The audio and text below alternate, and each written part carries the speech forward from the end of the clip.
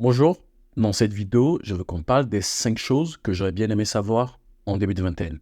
Petit disclaimer, cette vidéo n'est pas une séance de coaching, mais plutôt une réflexion sur les choses et les règles que j'ai appliquées moi-même et qui ont bien marché pour moi, mais aussi des règles que j'aurais bien aimé savoir un peu plus tôt. Sans plus tarder, nous passons à la première règle. Le premier point dont je veux qu'on parle, c'est l'importance des études. Je sais qu'on est dans une société qui prône le fait d'abandonner les études, de laisser ses études et de suivre ses passions. Et je suis pas forcément contre cela, mais je pense qu'il est important de vérifier 3 points. Le premier point, est-ce qu'on a vraiment une passion avérée pour cette passion qu'on veut suivre? Le deuxième, c'est est-ce qu'on a un talent qui est aussi avéré? Parce qu'on peut avoir une passion pour un domaine, mais reconnaître qu'on n'a pas forcément un talent pour cela. Et la troisième chose, c'est est-ce qu'on peut pas jouir de notre passion et en même temps faire nos études à côté? Si c'est possible, pourquoi ne pas le faire et attendre à un point que notre passion commence par faire entrer des sous et après, à ce niveau, laisser les études. Là, je suis totalement d'accord. Et l'autre chose avec les études, c'est que il faut faire attention avec le fait de suivre des études qui ont trait à nos passions. Parce que je vois plein de gens qui choisissent des études qui les passionnent vraiment et c'est vraiment honorable. Mais le problème, c'est qu'il y a certaines personnes qui disent oui, je fais un métier, j'adore mon métier, mais mon métier ne me rémunère pas autant que ce que j'aurais aimé. Et du coup, ça ne me donne pas un niveau de vie que j'aurais aimé avoir. Et je pense qu'il faut trouver une sorte de balance entre ce qui nous passionne et aussi ce qui peut nous permettre de payer les factures et aider nos proches. La dernière chose concernant les études, c'est que toutes les études ne se valent pas. Et ça, c'est très clair. Si on prend quelqu'un qui fait des études pour devenir médecin et l'autre qui fait des études pour devenir infirmier ou infirmière, on voit très bien qu'en sortie d'école, déjà, ces deux personnes n'ont pas le même salaire. Mais il y a une autre chose qui est plus euh, subtile, c'est que une personne, en l'occurrence le médecin, aura plus de considération dans la société. Quand un médecin parle dans la société ou quand on a affaire à un médecin, je vois que les gens ont un ouïe plus aiguisé quand ils parlent à un médecin. Et ça, je pense que tout le monde peut le constater. Il suffit d'aller dans son hôpital. Et quand on dit à tout le monde, le médecin là, à tout le monde se dit, ah, ok, lui, il va nous dire vraiment ce qu'on veut attendre. En tout cas, des trucs plus probants. Ce qui est un peu malheureux, mais je pense que c'est comme ça et je pense qu'il est important de comprendre ça aussi. Le deuxième point dont je veux qu'on parle, c'est l'importance des fréquentations. Et ça, je pense que c'est très important, que ça soit à l'école, à la salle de muscu, en entreprise, mais vraiment n'importe où, dans une chorale, je sais pas moi, n'importe où. Et en plus, les gens disent qu'on est souvent la somme des personnes qui nous entourent. Et je pense que ça, c'est très, très vrai. Je prends l'exemple, par exemple, de la salle de muscu. Quand on est à la salle de muscu, il est plus bénéfique pour nous de traîner avec la personne qui vient à la salle, qui est rigoureux, qui vient, qui soulève sa fente, qui est très rigoureux dans les gestes, qui fait tout comme il se doit, et une heure après, tu ne le vois plus. Tu vois, le gars, il est déjà terminé, il rigole avec personne, il se casse. Que d'être ami avec la personne qui vient, qui salue tout le monde, qui rigole avec tout le monde, mais qui passe 2 heures, 3 heures à la salle et qui ne transpire jamais. Pareil à l'école. Je sais qu'à l'école, on ne veut pas forcément être ami avec l'intello qui est devant, binoclard, qui n'est pas trop stylé, qui n'est pas trop tendance, alors que tout le monde veut être ami avec le gars qui est derrière, qui fait des blagues, tu vois, un peu l'ambianceur de la salle, qui tacle le prof et tout. Et je pense que ça, c'est très dommageable. Parce que quoi? On est à l'école pour apprendre. Et si on veut apprendre, il est plus bénéfique pour nous de marcher avec la personne qui est plus bon dans ce domaine-là. On le voit très bien en fin d'année, c'est pas la personne qui est derrière, qui fait des blagues un peu bizarres tout le temps, qui a les meilleures notes. Et au final, quand on a notre bac et tout, on se rend compte que, il y a l'autre gars qui fait des études stylées, qui, c'est pas moi, qui fait Polytech, ce genre de choses. Et toi, tu rames un peu, voilà. Et du coup, je pense que c'est important de bien trier ses fréquentations. Moi, je fais partie des gens qui pensent qu'on choisit ses amis et sa fréquentation, et je pense qu'il faut bien le choisir. Et j'ai une astuce pour ça. Si on traîne avec quelqu'un, ou si tu traînes avec quelqu'un depuis un moment, tu peux prendre une feuille blanche, tu mets un trait, point positif, point négatif, tu listes tout ce que cette personne t'apporte et tout ce que cette personne te retire. et tu essaies de faire le bilan. Il y a des gens qui te sollicitent à chaque fois, mais dès que toi, tu les sollicites, eux, ils ne sont pas là.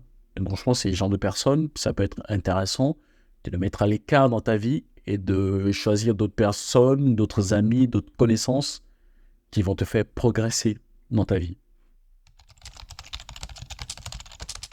La troisième chose dont je veux qu'on parle, c'est l'argent. La gestion de l'argent, comment mettre l'argent de côté. Je pense que c'est très important quand on est jeune. Et plus on est jeune, je pense que plus c'est important d'apprendre le plus tôt possible à avoir une relation assez saine avec l'argent.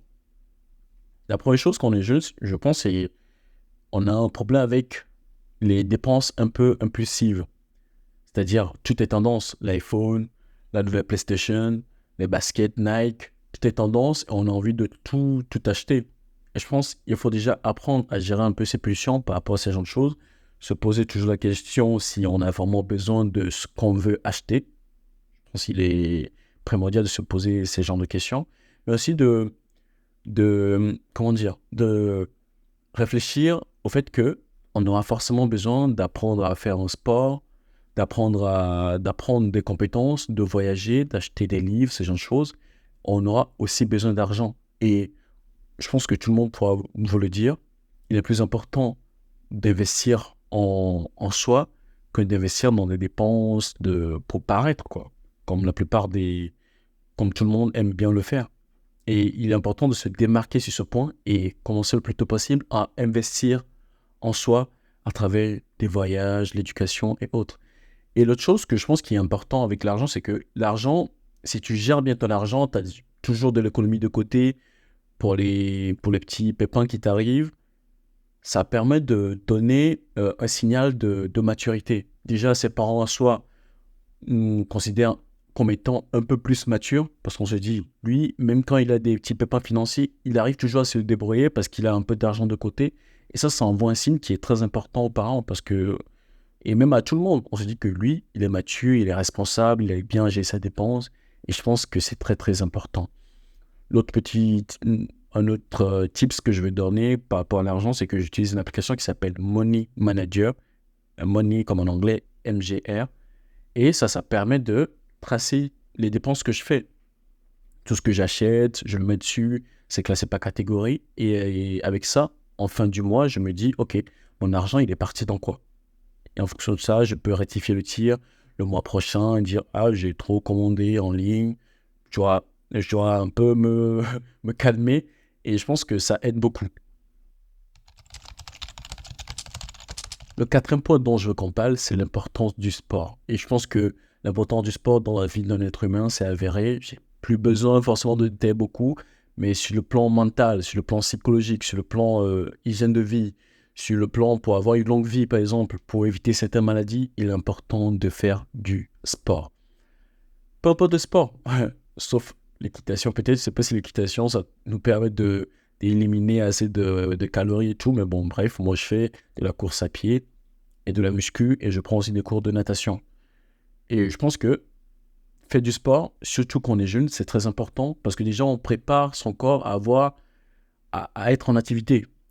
On est déjà en activité avec les cours, on sort et tout, mais aussi, on prépare notre corps à avoir une activité physique, mais sur le long terme.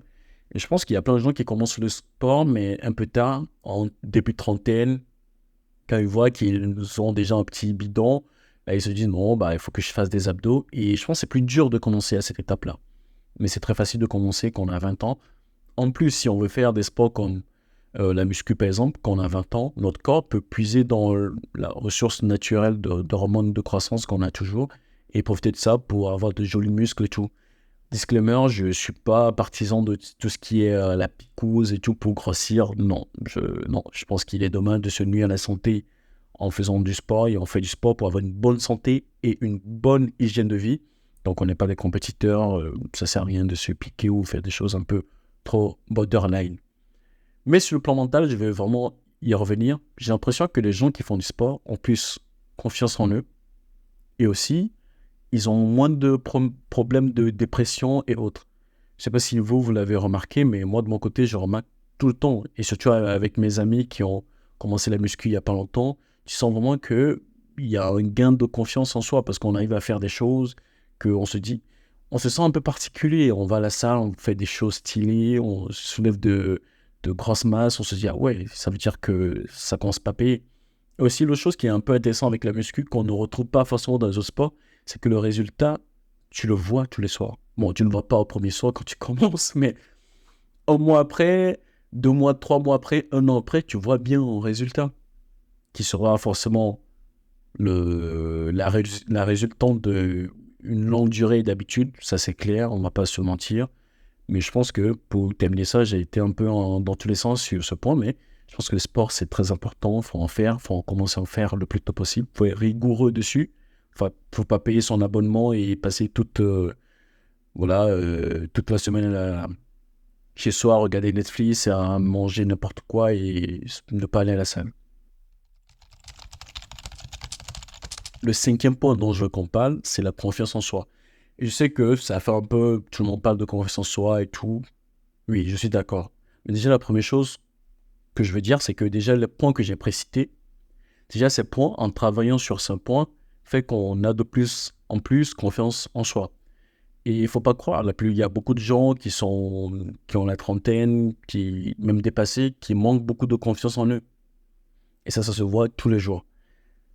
L'autre chose que je veux dire par rapport à la confiance en soi, c'est que c'est quelque chose qui se travaille tous les jours. C'est pas quelque chose où on regarde une vidéo, on lit un livre, et tout d'un coup, on voit qu'on a de plus en plus confiance en soi. Non, ça ne marche pas comme ça. On a de plus en plus confiance en soi si on voit qu'on fait des choses aujourd'hui que hier, on n'arrivait pas à faire. Parce qu'on avait trop peur de le faire. Que quand on fait des choses que la plupart des gens n'arrivent pas à faire. Et ça, c'est ces deux choses-là qui font le plus gagner en confiance. Aussi, ce que je vais ajouter par rapport à la confiance en soi, c'est que c'est une quête perpétuelle. Chaque fois qu'on a un peu peur de faire quelque chose, qu'on doit un peu plus oser, c'est la chose à faire. Et en faisant ça de plus en plus, on a de plus en plus confiance en soi et c'est quelque chose vraiment qui se travaille, mais tous les jours, c'est jamais fini avec ça. Et moi, l'une des choses qui m'ont aidé, c'est qu'à la fac ou à l'école, je faisais déjà tout pour être l'élève ou l'étudiant qui posait des questions, qui essaie de parler au prof. Des fois, ça ne marche pas, mais moi, ça m'a aidé à gagner en confiance en moi, le fait de parler au prof. Et surtout en début d'année, quand tout le monde est un peu réticent à poser une question au prof, se porter volontaire. Ou que quand le prof demande un volontaire pour faire ci, pour faire ça, je me porte volontaire. Et comme ça, petit à petit, j'ai commencé par briser cette glace-là qui faisait en sorte que je doutais un peu de moi dans certaines circonstances. Et de plus en plus, j'ai gagné confiance en moi. Nous arrivons enfin à la fin de la vidéo. As-tu aimé les points que j'ai cités? Y aurait-il eu d'autres points que tu aurais aimé ajouter? Si oui, tu peux le mettre en commentaire. Et si tu as aimé la vidéo, n'hésite pas à mettre un pouce et à partager la vidéo. Et on se dit à la prochaine. Ciao.